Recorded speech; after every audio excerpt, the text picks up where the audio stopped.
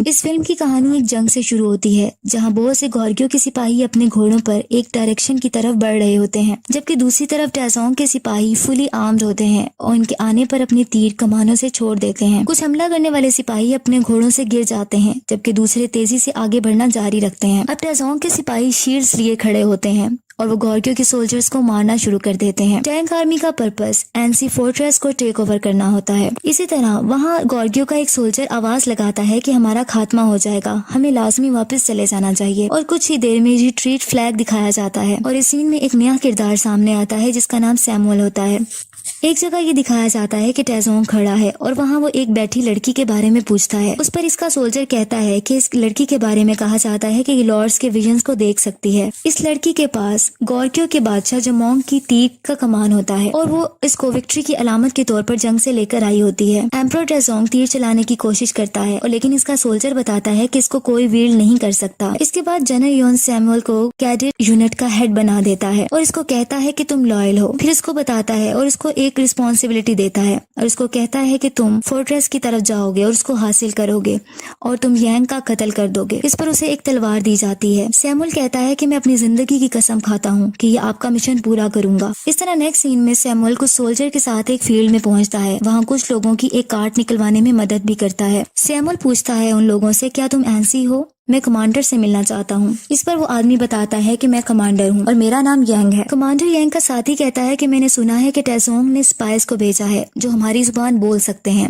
ये लाजमी वही लोग होंगे। सैमुअल के सोल्जर्स ये सुनकर तलवार निकाल लेते हैं लेकिन मारे जाते हैं। फिर सैमुअल की तरफ तलवार लेकर बढ़ा जाता है लेकिन यांग उस अपने साथी को मना कर देता है और इसे साथ लाने का कहता है और ये भी कहता है कि हम इन्वेस्टिगेट करेंगे। फिर सैमुअल को यांग अब एक जगह ले आता है और इसे इंटेरोगेशन करता है और इसे कहता है कि योन्स के आदमी मुझे गद्दार कहते हैं, तुम यहाँ गद्दार के फोर्ट्रेस में वापस आ गए हो।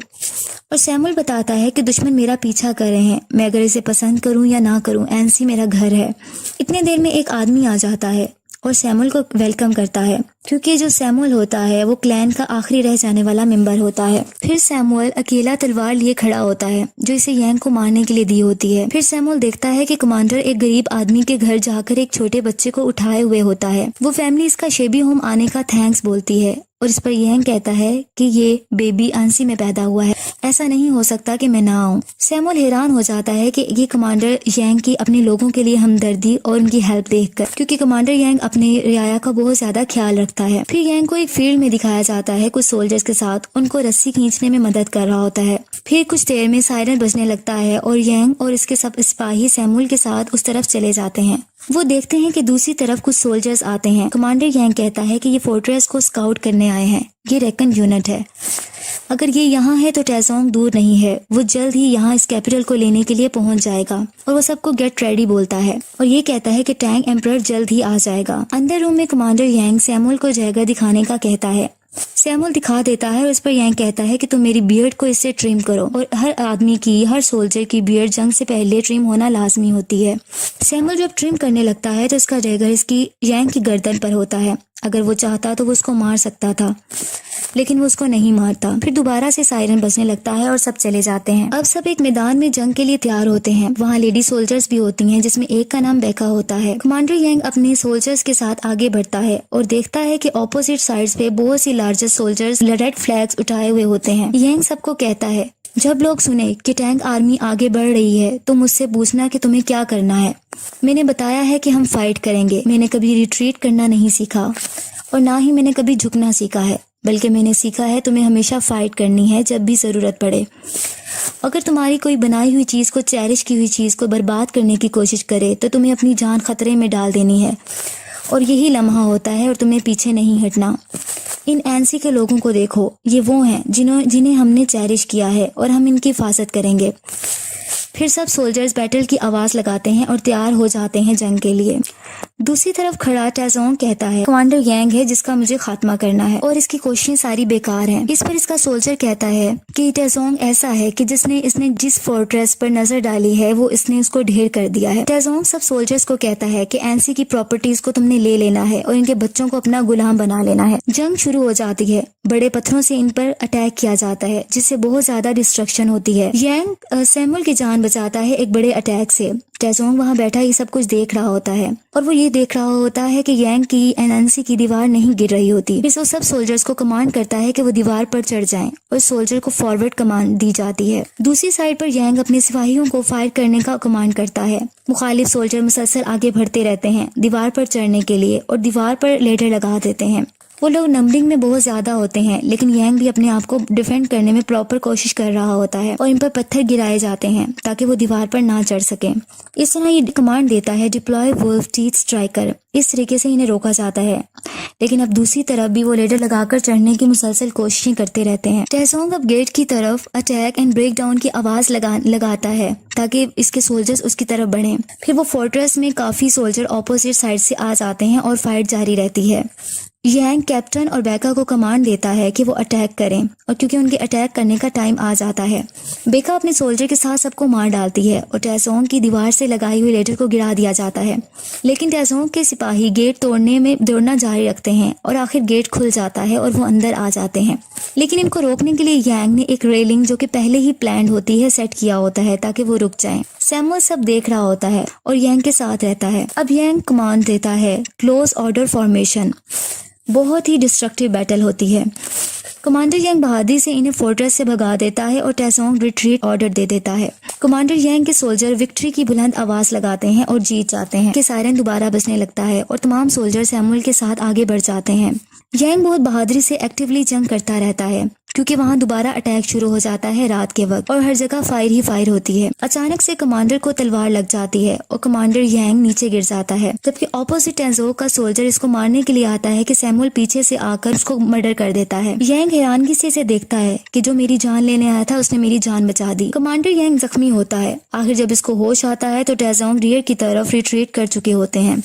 फिर दोबारा गैदरिंग होती है। दूसरी तरफ टेजोंग कह रहा होता है कि मैंने वास्ट लैंड को बहुत ज्यादा हजारों किलोमीटर को हर सिम पर फतह किया है, लेकिन मैं एक छोटे से फोर्ट्रेस को अभी डिस्ट्रॉय क्यों नहीं कर पा रहा, और वो गुस्से में आ जाता है। इसी लड़की को जिसके पास वो कमान होती है कमांडर यांग की तरफ भेजता है। वो लड़की वो कमान कमांडर यांग के सामने रख देती है जो कि बादशाह जमोंग की होती है। वो बताती है कि मुझे टेजोंग ने भेजा है। वो तुम्हें एक ऑप्शन दे रहा है कि अपने आखिरी अटैक से पहले वो डर्ट मंट बना रहा है और एंसे से बुलंद बनाएगा और तुम पर अटैक करेगा, और वो कहता है कि फिर तुम इसके अटैक से बच नहीं सकोगे। इसके अलावा वो ये भी बताती है कि टेजोंग के आदमी बहुत बड़ा हमला करेंगे और अपने तीरों को बारिश की तरह भेजेंगे। अगर तुम हार मान जाते हो तुम्हें हर चीज ऑफर करेगा। एक दफा डर्टमंड कंप्लीट हो जाए तो सब खत्म हो जाएगा।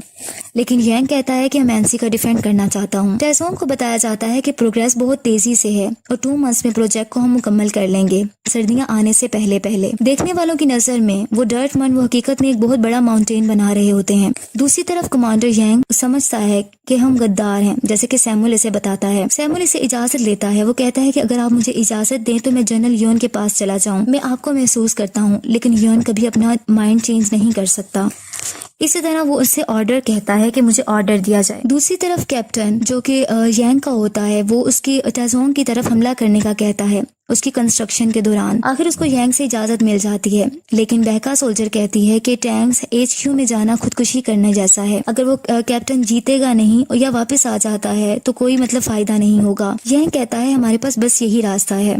टेजोंग के सोल्जर्स बैटल की तैयारियों में होते हैं। वहाँ कैप्टन जाकर अटैक कर देता है रात के अंधेरे में, लेकिन वो एक ट्रैप होता है और कैप्टन को बुरे तरीके से जख्मी कर दिया जाता है और उसको वापस भेज दिया जाता है। आखिरकार कैप्टन मर जाता है। बहका कैप्टन की डेड बॉडी की तरफ आती है और बहुत रोती है, लेकिन बाद में पता चलता है कि वही लड़की जिसके पास जमोंग की कमान थी उसने एक एरो के थ्रू उनको पैगाम भेजा था और एक ट्रैप बिछा दिया गया था। उस लड़की को सोल्जर्स की तरफ से मार दिया जाता है। फिर बहका टेजोंग के सिपाहियों के पास चली जाती है सिर्फ कैप्टन का बदला लेने के लिए, और टेजोंग से फाइट करती है और इसको भी मार दिया जाता है और उसकी बॉडी को रिटर्न कर दिया जाता है।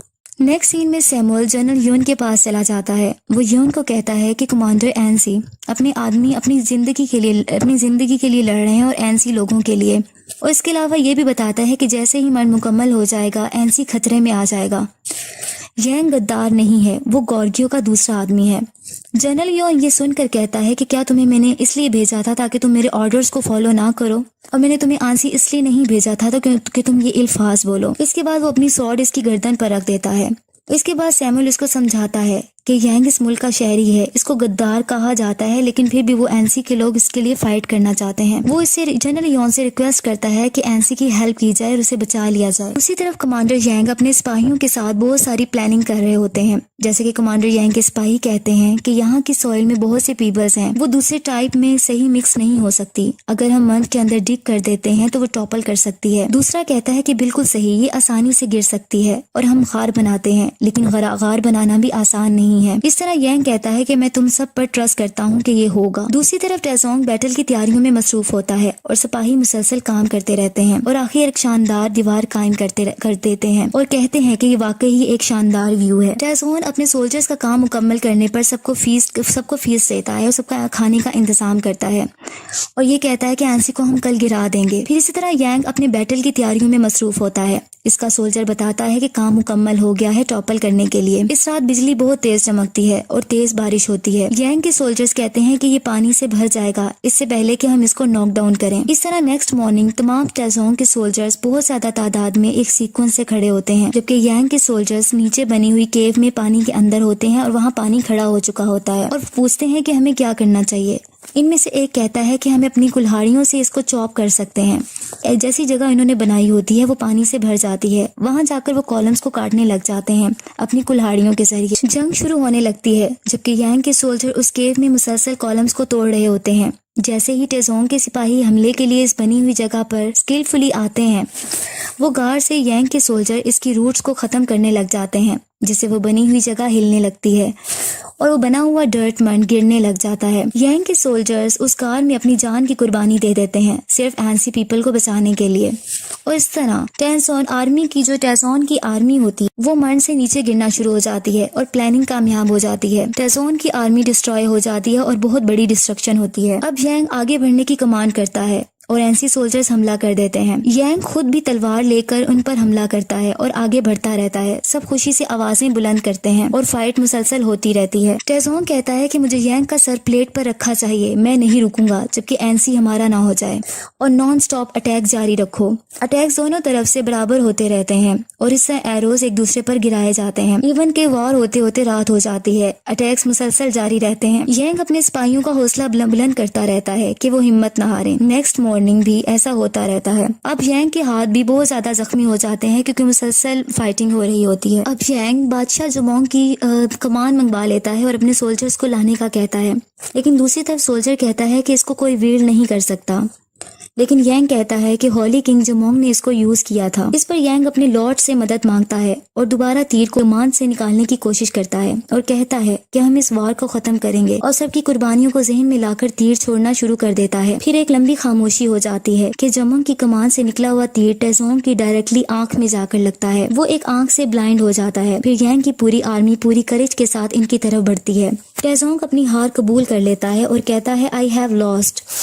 सैमुअल अपनी गॉर्गियो की आर्मी को लेकर भी वहां पहुंच जाता है और सब अब विक्टर्स बन जाते हैं। बादशाह टेजोंग स्क्यूम हो जाता है और अपनी जंग में दम तोड़ जाता है और वो दूसरों को बताता है कि गॉर्गियो पर हमला ना करना। फिर इसी तरह लास्ट सीन में यांग और सैमुअल आपस में बात कर रहे होते हैं एनसी फोर्ट्रेस के बारे में। इस तरह थोड़ी सी डिस्कशन के बाद सैमुअल वहां घोड़े पर सवार होकर चला जाता है।